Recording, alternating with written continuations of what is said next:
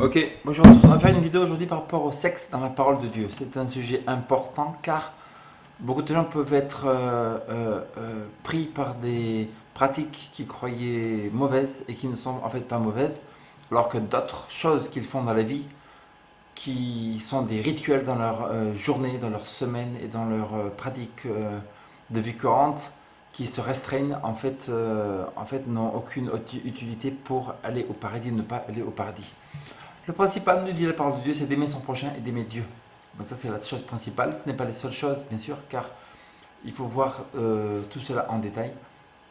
Père Céleste, je prie que tu puisses bénir ta parole aujourd'hui, qu'on puisse comprendre, qu'on puisse discerner la vérité et la mettre en pratique. C'est un sujet important parce que on peut condamner des pratiques en fait qui n'ont rien de mal. Par exemple, au Moyen Âge, les églises catholiques ont condamné les gens qui lisaient la parole de Dieu. Donc ça c'est le comble de la folie, n'est-ce pas? Une église chrétienne qui va voir d'autres chrétiens et va dire vous êtes chrétien, d'accord, mais pourquoi vous lisez ce livre, vous n'avez pas le droit de le lire alors qu'ils sont qui se disent chrétiens aussi. C'est le comble de la folie en fait. Et donc le sujet d'aujourd'hui, c'est pas une doctrine de mon église, mais l'église adventiste du 7e jour, mais c'est les conclusions que j'ai tirées par rapport à ces 2 années d'études par rapport à ce sujet du sexe dans la parole de Dieu, le sexe dans la Bible. Il faut utiliser son sens commun par rapport à ce genre de choses. Si Dieu a donné des désirs, comment les restreindrait-il? Si Dieu a donné des désirs de manger, de dormir et des désirs sexuels, comment les restreindrait-il? Alors bien sûr, il y a des pratiques bien ou mal, c'est pour ça que la parole de Dieu nous donne les détails. Nous savons très bien que l'être humain n'a aucune capacité de décider de lui-même ce qui est bien, ce qui est mal. On ne sait pas vraiment, mais on a une conscience. Donc en matière générale, on sait ce qui est bien, ce qui est mal par rapport à notre conscience qui nous dit. Et quand on a une mauvaise conscience, ça veut dire qu'on a enfreint les lois de l'univers. Mais qu'un homme dise, moi, mes sensations, mes impressions, mes pensées, mes opinions, c'est ma parole, c'est ma vérité, ce n'est pas vrai. C'est-à-dire qu'on peut être totalement en erreur en suivant ses opinions, et l'opinion d'une personne n'a aucune valeur du tout. Un meurtrier peut dire à la cour, je n'ai rien fait. C'est pas pour ça il a raison, n'est-ce pas? Quelqu'un qui roule à 80 dans un village et la police l'arrête et dit vous roulez à 80, il dit non, non, moi je roulais à 50. Est-ce que la police va respecter son opinion et dire à fortiori, le monsieur il roulait à 50 donc on va respecter votre opinion de 50 km/h? Ben non. Il y a les faits, il y a le radar et on voit très bien que les personnes roulaient plus vite que la vitesse normale. De même, si une personne croit que Dieu n'existe pas, ça ne veut pas dire que Dieu n'existe pas et que si elle croit ou elle ne croit pas, la fin du monde va arriver, les jugements vont arriver, et à moins qu'ils ne croient en Jésus-Christ comme sauveur personnel, ils ne pourront pas aller au paradis, car c'est une relation personnelle d'amour, d'amitié, qu'il faut chercher soi-même. En fait, tout ce qu'il faut faire pour aller au paradis, c'est chercher. Chercher, et être honnête. Si vous cherchez, vous êtes honnête, vous arrivez à la conclusion logique que Jésus est mort sur la croix et qu'il vous aime et qu'il vous élève le paradis. C'est très facile. C'est pour cela que la Bible nous dit qu'il n'y aura aucune excuse. Personne au paradis n'aura aucune excuse de moi, je ne croyais pas à ça, ou ma famille était athée, ou ma famille était musulmane, ou on croyait dans d'autres choses, tout ça. Non, c'est-à-dire qu'il n'y aura aucune excuse de paradis, car il suffit juste d'ouvrir la Bible, d'être honnête, de prier avant de lire, d'examiner, et si vous êtes honnête, vous arrivez à la conclusion logique que c'est la seule vérité qui est sur la terre. Le sujet du sexe est un sujet important parce que la plupart des religions nous disent que le sexe hors du mariage est un péché. Le sexe hors du mariage est un péché. Déjà, d'où vient le désir d'avoir des relations sexuelles? Le désir d'avoir des relations sexuelles vient de Dieu. Le désir de manger vient de Dieu, car on ne pourrait pas continuer à vivre si on ne mangeait pas. Et les races ne pourraient pas continuer, la race humaine ne pourrait pas continuer à exister à moins que les gens ne faisaient de l'amour et il y aurait des enfants qui naissaient. La troisième chose, on a besoin de dormir. Donc ces besoins, c'est des besoins inhérents mis dans le corps humain depuis Adam et Ève jusqu'à maintenant, en 2015, que Dieu a mis dans notre cœur pour continuer la race humaine et pour le bonheur de l'homme. N'est-ce pas? Quelqu'un qui dort mal n'est pas heureux parce qu'il est fatigué, il n'est pas en pleine santé, il n'est pas en plein moyen, en pleine force de ses moyens. De même, une personne qui ne mange pas correctement est malheureux parce qu'il y a des maladies qui vont arriver. Et de même, une personne qui n'est pas assez touchée, qui n'a pas assez d'affection dans sa vie, qui n'a pas assez d'amour, n'est pas une personne épanouie, heureuse du tout. Ce n'est pas possible. À moins que vous ayez vraiment avec Dieu, qu'avec Dieu, et Dieu peut compenser. Il est vrai qu'il y a écrit que tout ce qu'on a besoin, c'est Dieu, c'est vrai. Et qu'une personne peut se passer de tout amour de sexe toute sa vie s'il a une communication avec Dieu, c'est vrai. Mais pourquoi Dieu donc aurait créé le sexe, l'amour, le toucher, n'est-ce pas? Il y a écrit dans la Bible que la plus grande de ces choses, c'est l'amour.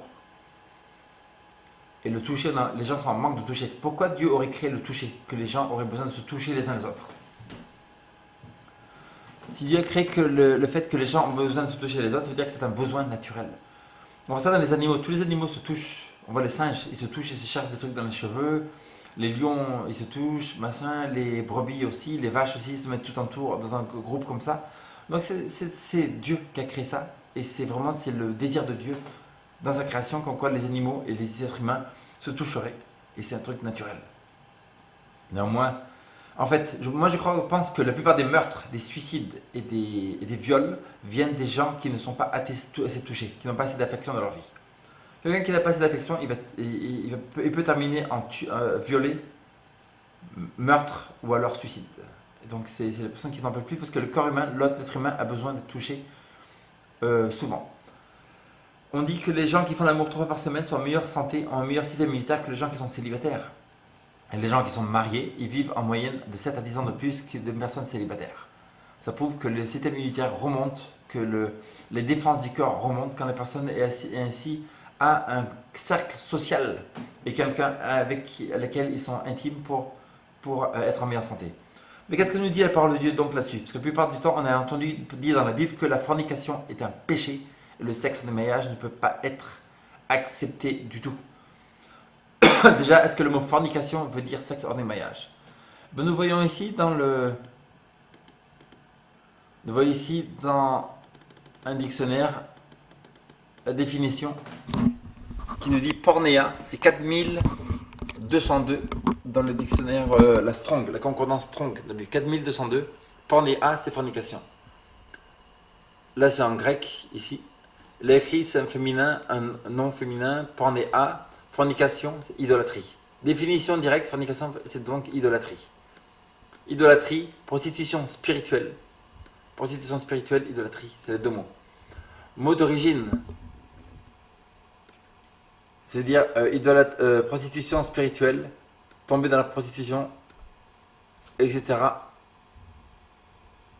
Et en fait, une autre définition de fornication ou pornéa, le mot c'est pornéa, c'est relation sexuelle avec d'autres déités.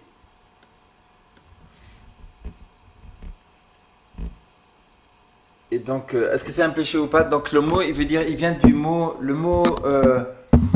mot fornication vient du mot fornix. Fornix, ça veut dire que au Moyen-Âge, il y avait des arches.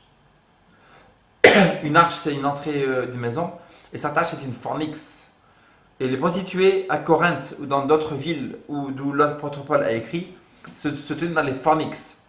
Dans toutes les villes païennes, en haut des villes, il y avait des temples. Dans ces temples-là, les prostituées allaient en haut des villes vers le temple, à l'entrée du temple, au fornix, pour avoir une relation sexuelle avec cette personne, pour faire une demande spéciale aux démons, aux Baal, aux Astartés et à Moloch. Donc l'origine de fornication, déjà le mot, en quelle année le mot fornication a-t-il été inventé? Le mot fornication a été inventé en 1303. En 1303, le mot fornication a été inventé et le mot veut dire prostitution spirituelle et idolâtrie. Ça ne veut pas dire sexe hors du mariage. Après, il y a d'autres définitions. Ça veut dire que l'homosexualité est une fornication. L'inceste est fornication. La bestialité est une fornication. Et fornication, ça veut dire aussi prendre une femme avec sa sœur, c'est une fornication. Mais sexe hors du mariage n'est pas fornication. Donc pourquoi maintenant on voit dans un dictionnaire comme... on va voir si je trouve un dictionnaire...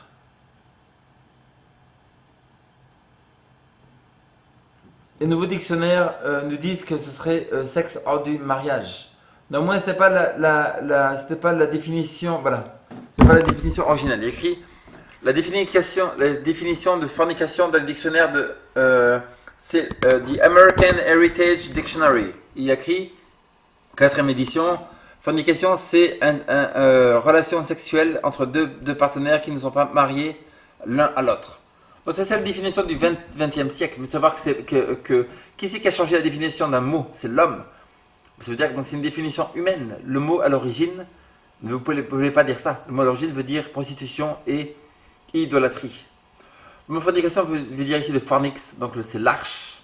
Les veaux, les volts. Volts, ça veut dire c'est une arche dans laquelle les prostituées se tenaient pour que les gens viennent faire des actes sexuels pour demander des faveurs spirituelles aux déités diaboliques.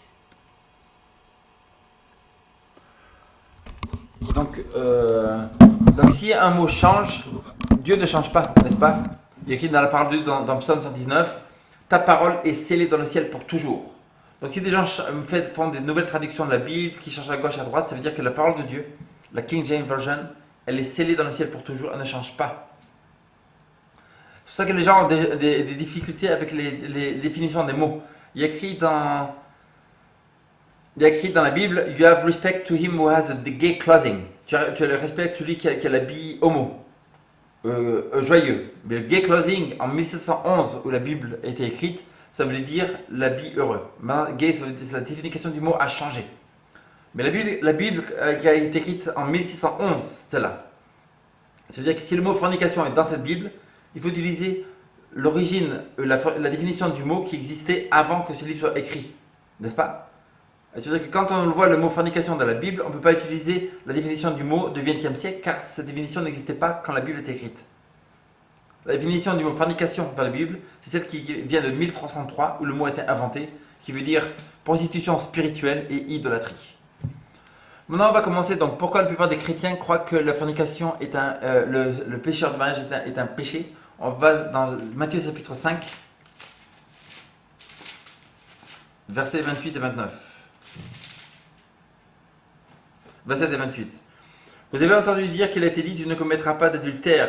Mais moi je vous dis, quiconque regarde une femme pour la convoiter a déjà commis adultère avec elle dans son cœur.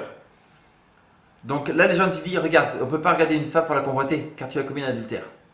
Si on prend le contexte, frère et soeur, il y a écrit, vous avez entendu dire, tu ne commettras pas d'adultère. Donc Jésus est en train de mettre le contexte de ces versets, c'est dans le mariage. Il est en train de citer un des 10 commandements, c'est dans le mariage, tu ne commettras pas d'adultère. Mais moi je vous dis, quiconque regarde une femme, entre parenthèses, mariée, a commis un adultère avec elle dans son cœur. N'est-ce pas? Donc ça veut dire que si on ne peut pas regarder une femme mariée. Après, comment on sait que si une personne est mariée ou pas dans la rue, ça on ne sait pas. Mais ici, ça ne parle pas du tout de célibataire. Ça parle de regarder une femme mariée parce que le contexte c'est dans le mariage. Ça veut dire, tu as entendu dire, tu ne commettras pas d'adultère. Matthieu 5, 32. Mais moi je vous dis, quiconque répudie sa femme, sauf pour cause de fornication, l'expose à devenir adultère. Ou celui qui épouse une femme répudiée commis adultère. Quiconque répudie sa femme, sauf pour cause de fornication. Ça c'est intéressant. Si fornication c'était le sexe hors de mariage, pourquoi une femme mariée pourrait commettre la fornication? Il y a écrit qu'on ne peut pas répudier une femme, sauf à cause de fornication. Mais si elle est mariée, est-ce que ça ne serait pas adultère? N'est-ce pas? Donc on voit en fait que ce sujet est plus profond et plus compliqué que ça a l'air de le démontrer, et que le mot fornication a des significations plus profondes. Adultère, c'est pas juste une personne qui est mariée. Fornication, c'est pas du tout même en fait une personne qui est célibataire ou qui est célibataire, ce n'est pas un péché. Donc là, ça prouve que fornication dans ce cas-là, c'est-à-dire une personne mariée qui couche avec un autre homme qui n'est pas son mari mais qui est célibataire, c'est fornication. Une personne mariée qui couche avec une autre personne qui est mariée mais qui n'est pas son mari, c'est adultère. C'est vrai que c'est un peu compliqué. Nous allons dans Lévitique 15, 18.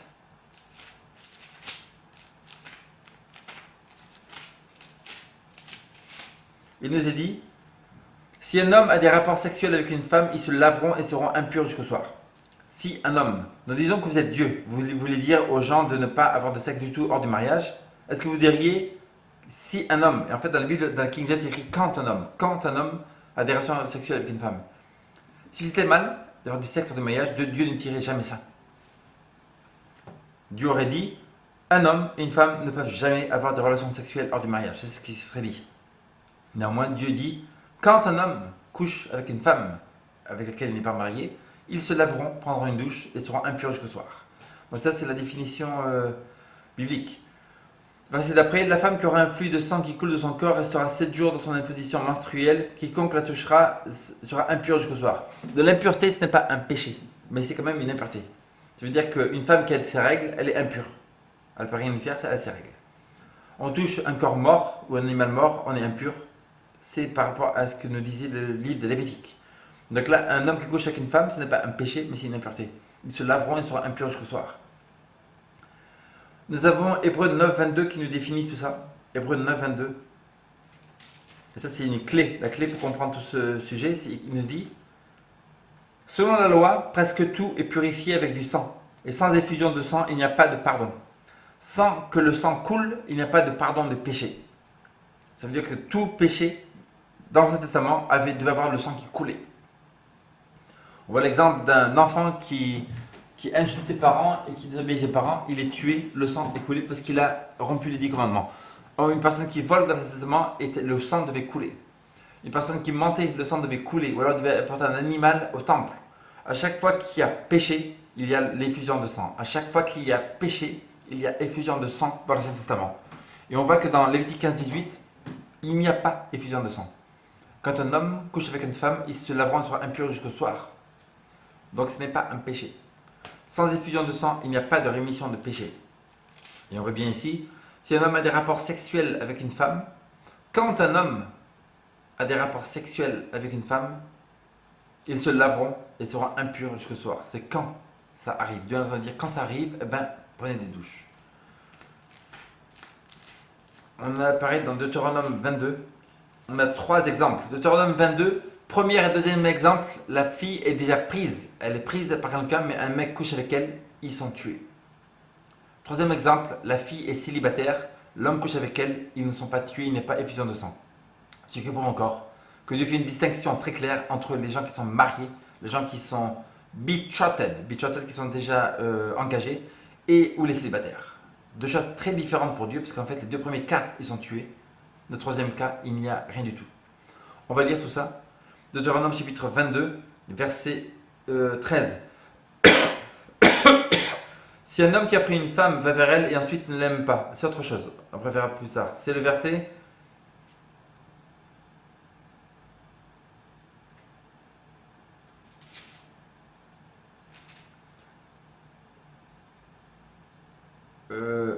Verset 22. Si on trouve un homme couché avec une femme mariée, ils mourront tous deux, l'homme qui est couché avec la femme et la femme aussi, tu extirperas ainsi le mal du milieu d'Israël. Si une jeune fille vierge est fiancée avec quelqu'un et qu'un homme la rencontre dans la ville et couche avec elle, la fille elle est vierge, un homme la rencontre, il couche avec elle, vous les ferez sortir tous les deux à la porte de la ville, vous les lapiderez, ils mourront, la jeune fille pour n'avoir pas crié dans la ville et l'homme pour avoir fait violence à la femme de son prochain. Il est bien écrit que vous tuerez l'homme parce qu'il a commis un acte sexuel. L'acte sexuel n'est pas mal en lui-même du tout. Vous le tuerez parce qu'il a fait violence à la femme de son prochain. Tu extirperas ainsi le mal du milieu de toi. Mais si c'est dans la campagne que cet homme rencontre la jeune fille fiancée et l'homme la saisit, il couche avec elle, l'homme qui aura couché avec elle sera puni de mort. Tu ne feras rien à la jeune fille n'est pas coupable d'un péché passible de mort, car c'est comme si un homme se dressait contre son prochain pour lui ôter la vie. La jeune fille fiancée que cet homme a rencontrée dans les champs a pu crier sans qu'il y ait eu personne pour la sauver. Donc c'est pas l'acte sexuel qui est mal, ça veut dire que c'est prendre quelqu'un qui déjà appartient, c'est faire violence à la femme ou à l'homme de son prochain. Par exemple, si tu vas dans la rue, moi je te dis attention, ne vole pas les portables. Parce qu'il y a des ondes chimiques qui peuvent te faire du mal. Non, c'est pas ça qui est mal. Ça veut dire que c'est prendre ce qui appartient à quelqu'un d'autre. Pareil, si tu as une voiture dans la rue et tu vas voler une voiture. Moi je te dis, fais attention à cette voiture, tu peux appuyer sur le champignon, tu peux avoir des accidents, c'est très dangereux. Non, c'est pas ça le problème. Le problème c'est que tu as pris quelque chose qui appartient à quelqu'un d'autre. Et dans l'adultère, c'est pareil, c'est pas l'acte sexuel qui est mal. Dieu ne dit jamais que l'acte sexuel est mal. Il n'y a aucun verset dans la Bible qui dit faire l'amour c'est mal. C'est-à-dire que ce que Dieu dit, c'est prendre ce qui est déjà pris de quelqu'un d'autre. C'est ça qui est mal. Après, on va voir qu'il y a des actes sexuels que Dieu ne supporte pas. Donc il y a des différences. C'est comme la nourriture. On ne peut pas manger des champignons vénéneux. On ne peut pas manger des sauterelles. On ne peut pas manger des chauves-souris. Des trucs comme ça. Il y a des choses de la nourriture que Dieu a créées. Mais pas tout n'est édible. Et dans le 3e exemple, il y a écrit Si un homme rencontre une jeune fille vierge, non fiancée, l'empoigne et couche avec elle, et qu'on les découvre, l'homme qui aurait couché avec elle donnera au père de la jeune fille 50 pièces d'argent, et parce qu'il lui a fait violence, il la prendra pour femme et ne pourra pas la renvoyer tant qu'il vivra. Donc, de premier exemple, on a vu que les gens sont tués parce que la personne est déjà prise. Il a fait violence à la femme de son prochain. Troisième exemple, si un homme rencontre une jeune fille vierge non fiancée, l'empoigne, couche avec elle, donc l'empoigne, il la force même, il couche avec elle et qu'on la découvre, il donnera à la femme de la jeune fille 30 pièces d'argent. Pourquoi? Parce qu'elle est chez son papa. Ça veut dire que si vous couchez avec une jeune fille vierge qui est chez son papa, vous donnez 30 pièces d'argent. Si elle n'est pas chez son papa, dehors, machin, tout ça, ce n'est pas un péché. Donc ça prouve que Dieu fait une distinction très très claire entre une personne qui est mariée, ils sont tués, et la personne qui est célibataire, il n'y a pas d'effusion de sang. Et si elle n'a pas d'effusion de sang, on a vu dans Deutéronome 22, Hébreux 9, 22, il y a écrit quoi? Ce n'est pas un péché. Car sans effusion de sang, il n'y a pas de rémission de péché. Maintenant, on va dans Jude, chapitre 1, verset 7.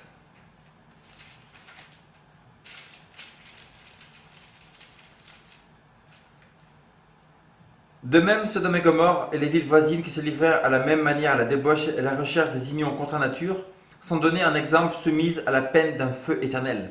Sodome et Gomorrhe qui commettèrent la fornication. Il y a écrit quelque part d'autre aussi dans la Bible que commettèrent la fornication. Donc, est-ce que Sodome et Gomorrhe avaient des relations sexuelles hors du mariage? Eh bien, on va voir ça dans Genèse, livre de Genèse. Livre de Genèse, dans Genèse 19, 5.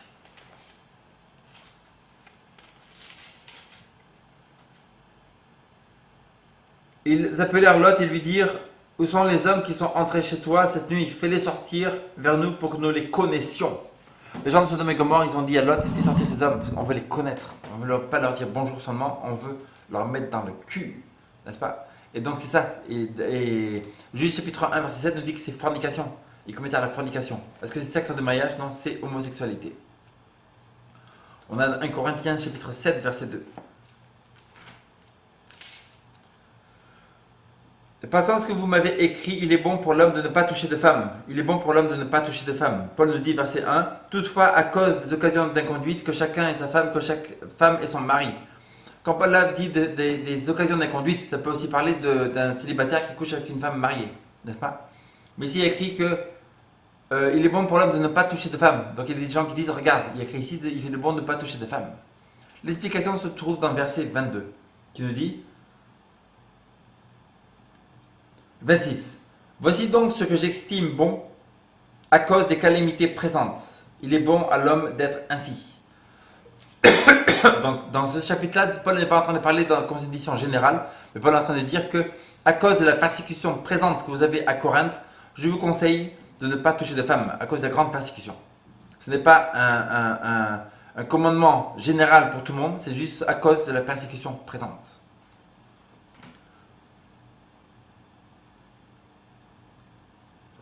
Il est écrit aussi dans... c'était où? Il est mieux que de se marier, il veut mieux marier que verset 6. Mais s'il manque de continence, qu'il se marie, car il veut mieux se marier que de brûler. Il vaut mieux. Paul est en train de dire que c'est obligatoire de se marier et ne se brûler jamais, si c'était mal. Pas? Si le sexe en mariage c'était mal, Paul aurait dit ne brûlez jamais. Mais il a dit il vaut mieux se marier que de brûler. 1 Corinthiens 5, 1. On entend parler constamment de fornication parmi vous et d'une fornication telle qu'elle ne se rencontre même pas chez les païens, c'est au point que l'un de vous est la femme de son père et vous êtes enflé d'orgueil. Il y a une telle fornication dans l'église de Corinthe qu'en fait il y a même un mec qui couche avec la femme de son père qui est en fait sa maman. Ça c'est fornication. Voilà la définition de fornication. On a vu homosexualité, on vient de voir. Inceste. Définition de la fornication. 1 Corinthiens 6, 12. 1 Corinthiens 6, 12. Tout m'est permis, mais tout n'est pas utile. Tout m'est permis, mais je ne me laisserai pas asservir par quoi que ce soit. Les aliments sont pour le ventre et le ventre pour les aliments, et Dieu détruira l'un comme l'autre. Mais le corps n'est pas pour la fornication. Il est pour le Seigneur et le Seigneur pour le corps. Et Dieu qui a ressuscité le Seigneur nous ressuscitera aussi par sa puissance, Ne savez-vous pas que vos corps sont les membres de Christ? Prendrais-je donc les membres de Christ pour en faire les membres d'une prostituée? Certes non.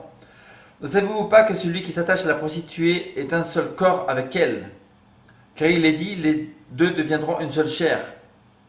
Mais celui qui s'attache au Seigneur, avec lui est un seul esprit. Fuyez la fornication. Quelque autre péché qu'un homme commette, ce péché est extérieur au corps, mais celui qui se livre à la fornication pêche contre son propre corps.